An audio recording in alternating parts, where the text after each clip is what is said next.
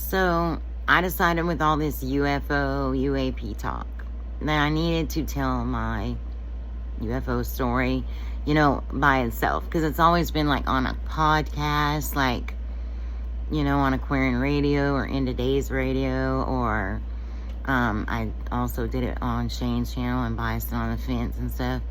So, okay, here's what happened. In July of 2014, and I will say that was before I became Mandela affected in September of 2015. So, I was in my above ground pool. And like from over my rooftop comes down this 4.5 by 5 foot diameter opaque cream color, but looked peach because there was a fire burning in the center ball.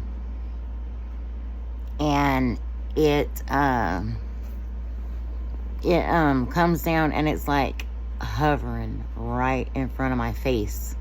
And I was literally located like an arm's length from the edge of the pool.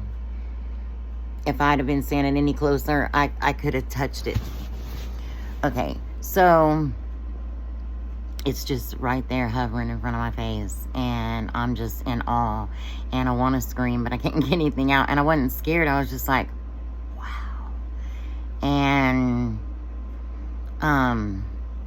everything was quiet, silent, and all that. So I think I need to call for Darby, but then I remember, first off, I couldn't get any words out. Second off, she wasn't home and I had forgotten. I remembered then.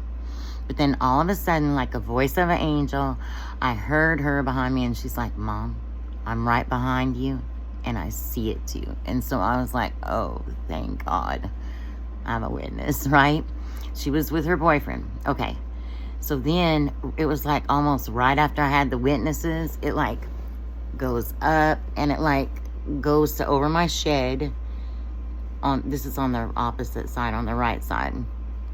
And it, right when it gets above my shed, it shoots up. And in like 1 to 1.5 seconds, it was small as a little orange star up in the sky, and it just blinked out and it was gone.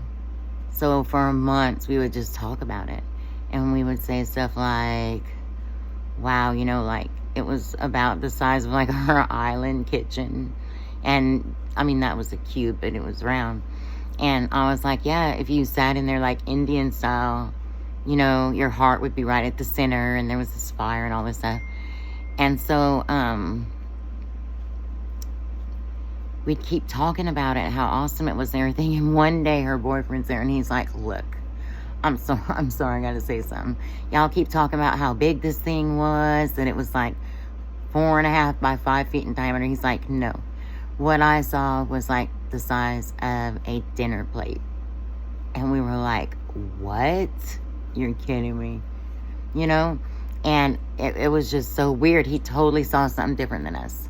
So later on, I had talked to a psychic, and the psychic said that it was a spirit guide traveling in its Merkabah. I thought that was pretty cool. It was a spirit guide for me and Darby.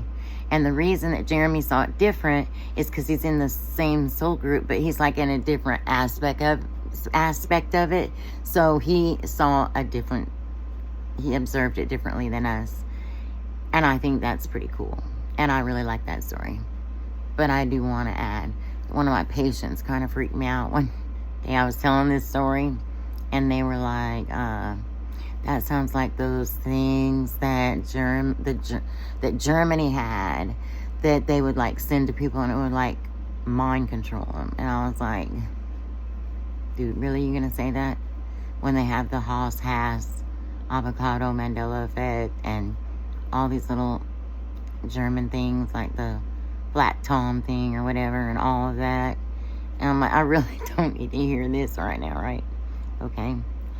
So, and then interestingly, it was probably way less than a year later that I became Mandela affected in September of 2015. And anyway, I just think that's interesting to note. I know we're all just trying to like figure out this reality here, but like I said, I wanted to put a short video of the UFO story just so that Oh, here's something funny. I called MUFON at one point, and I'm like, they called me back, and they were like all into it. And then they start asking me questions, and they're like, did you experience any missing time? And I'm like, no.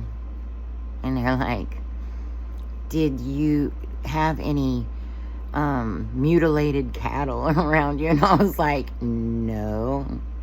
And they were like, you have any animals around you? And I'm like, yeah, the guy next door has cows, horses, stuff like that. And they're all fine, you know. So I guess, I don't know, that they asked me all this stuff, and I was like, no. But anyway, I still think it was a cool experience. I wouldn't trade it for the world. And I just wanted to share it with everybody. Have a good day.